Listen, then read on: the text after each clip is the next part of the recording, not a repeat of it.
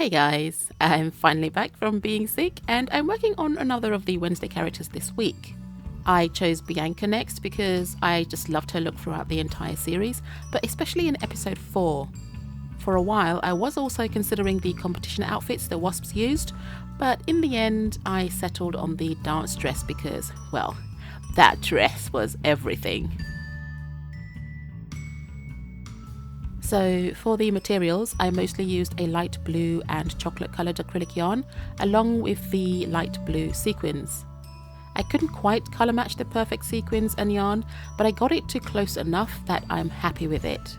I also had some needle felting wool and some extra bits and bobs, but as always, I'll have all the materials used in the description box below.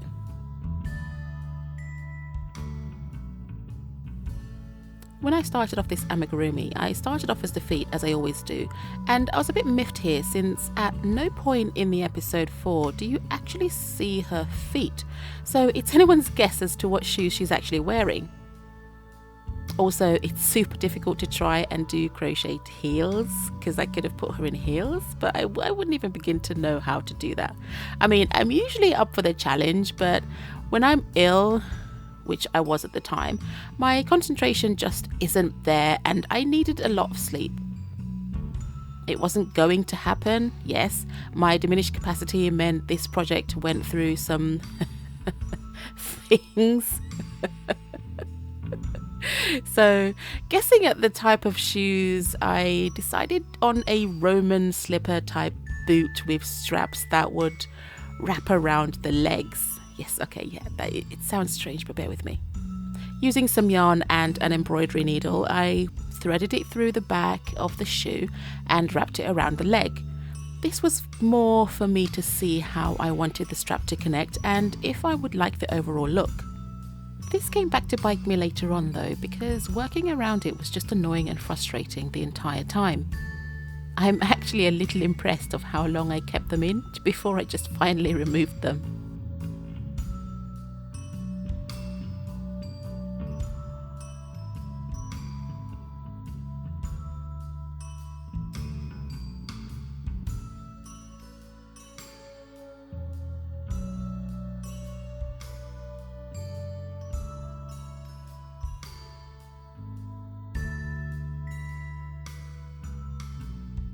To prep the sequins, I just used my DMC yarn along with a beading needle, and I strung on each individual sequin one by one. And because I didn't necessarily know how many sequins I would need, I just tried to put on as much I could stomach at the time, because obviously I can add on to it later on, it's not a problem.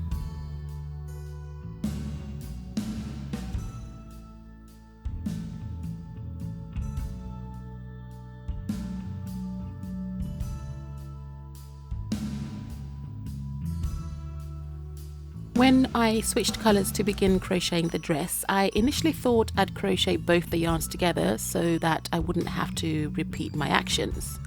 Work smarter, not harder, I say, but I really didn't like the look of this. I didn't like the look of it. It was horrendous. The sequins were sitting way too close and tightly to the form, and that's not what I was aiming for. The sequins on the real dress sort of flow and have movement, so I really needed mine to be loose or at least looser. So this was the first time I had to frog all the way back. Ouch. It never feels good to frog back in a project, but at least it was only a few rows. And I really wasn't happy with it anyway, so I kind of had to, just for my peace of mind. Anyway, I took the hit and carried on, and this time I crocheted in the back loops only with the yarn first, so that I'd be able to come back with the other yarn and crochet with the sequins later on.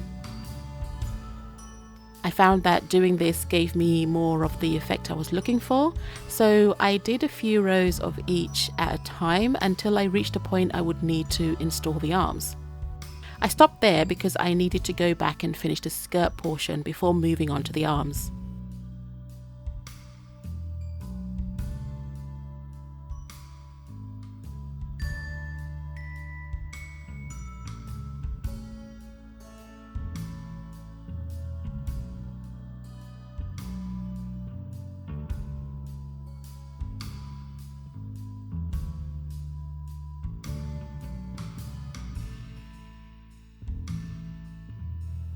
Because I know the order of operations for these so well, this was also another point that I'd inevitably be punished for later on. Oh man. Anyway, I carried on in innocence at this point. I crocheted the skirt, leaving a side split on just her left side because we can clearly see that when she walks away from the table in the episode. But I don't know if it's on both sides, so I just picked one and decided because that was the easiest choice. Don't come at me if there really is two. I left the front loops free and just crocheted the skirt in rows, going back and forth till I reached the length that I wanted. After I finished the skirt with the yarn, I then went back and crocheted the sequins. This had to be done one row at a time because the sequins obviously need to be on the outside. Of course, after completing this, I had a lot of ends to weave in, but I liked the effect so much it made up for the tedium. Here comes the disaster. So after I finished the skirt, I noticed this line between the two sections.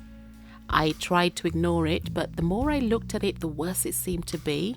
And the line is just too harsh, and I was completely dreading what was to come, because I knew what was coming. I tried to correct this by sewing down the skirt, but no matter what I did, it seemed that this ridge line just wouldn't go away, and it was super obvious and looked like a line of crochet had been missed, even though there really wasn't anything there to be missed at all. Now, the frogging I did earlier was annoying, but this one hurt me. Remember when I said I knew the order of operations for this? Well, it's slightly different for this one. Basically, for this project, I needed to complete the entire dress, including the skirt first, then start the sequins from the bottom, working my way up. Everything changes when sequins are involved, and I knew this since I work with them all the time. So I am just going to blame this on my discombobulation and brain fog from being sick. Anyway, I frogged the entire torso and redid it off camera. I'm just going to speed through this because I just died inside again. Oh, wow.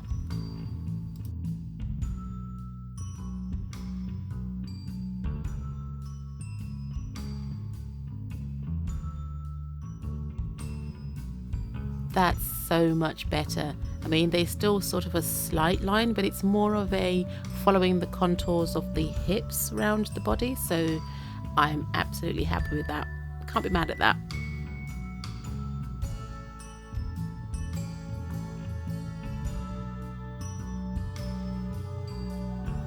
I carried on off camera, finishing and installing the arms and eyes as I went straight to the top of the head.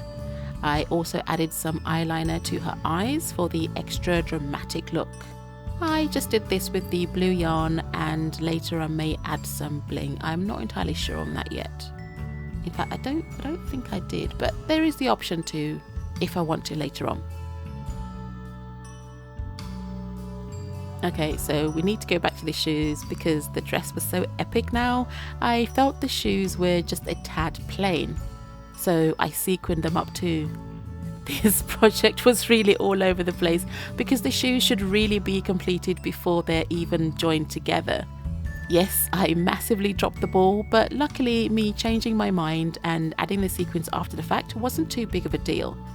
It's a small enough area that I just powered through it off camera, and here you can see me just weaving in the last of the ends. But imagine that and double it and make it both sides of the legs. Yeah. Annoying. Oh yes, and remember I mentioned earlier that I removed the yarn straps? I ended up buying some, well, I had some Diamante strips that you can get in like the strips, and I cut them to size, and then I just using invisible thread, I sewed them on as the straps for the shoes. So I did add some bling in the end.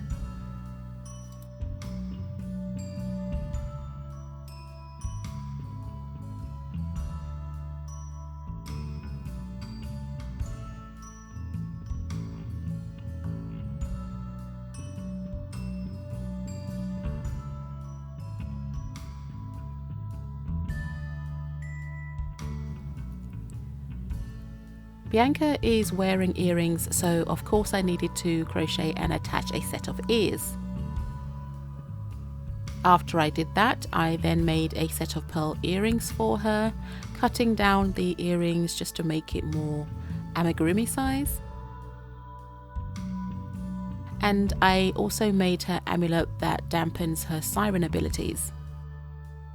For that, I just used a small tiny gem and also used a clip-on gem cuff and fused the two together with the gold coin. This bit was really finicky to do on camera, so my apologies, I had to do it off camera, but you can see the effect where the gold chain is basically trapped between the gem and the clip-on cuff.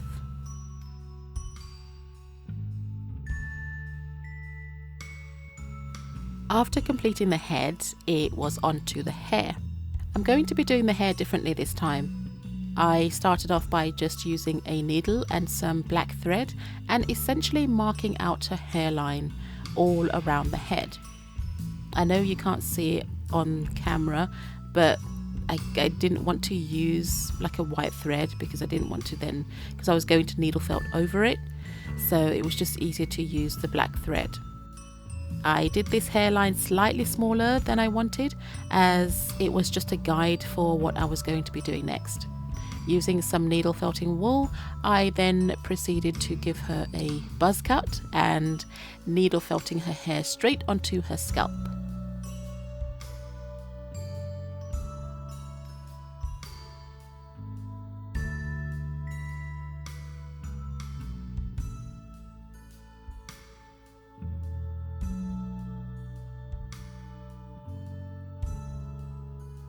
As it turned out, I really did enjoy needle felting her hair, and I'm definitely going to use this process again for my future amigurumis because I can see the potential, especially when it comes to sort of like the undercuts or the buzz cuts, the fades.